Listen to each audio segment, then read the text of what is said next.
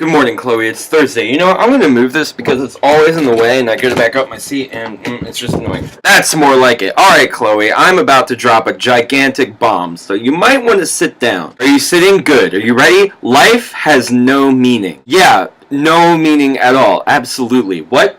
Depressing? That's not depressing.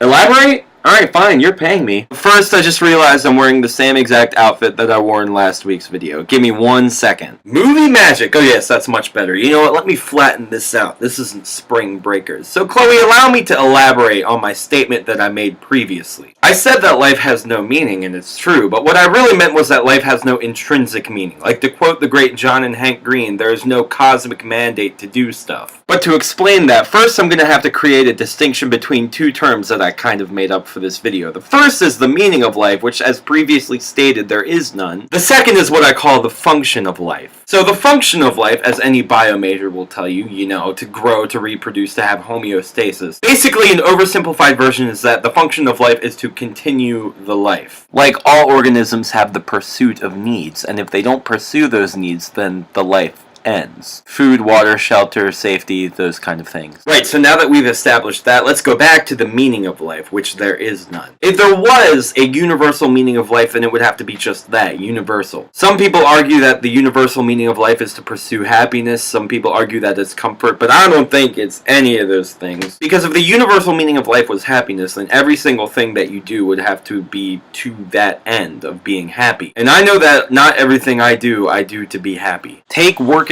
at a job, for example. I don't do that because it makes me happy. I do it because society tells me that I need money, and the way to get money is to work at a job that sucks. Okay, so if there's no meaning to life, then why do people do stuff? Well, think of it this way, Chloe. We as humans assign different amounts of value to different things. It's why we have money, it's why we have celebrities, it's why we have things like popularity. But not everybody assigns the same amount of value to the same things. It's why we have people who read and people who don't like to read. It's why we have people who prefer to read and people who prefer to go see movies. Right, so that kind of makes it sound like there's only one possible thing that you assign value to. I understand that there's people who both like to go see movies and read books. There's no limit to the things that you think are awesome, which is so awesome. It's why we have people like me who don't really know anything about cars and other people who build cars all day. So the meaning of life is the pursuit of what each individual thinks is valuable. For me, that's creating music. For other people, it might be reading blueprints or memorizing poetry or skateboarding even.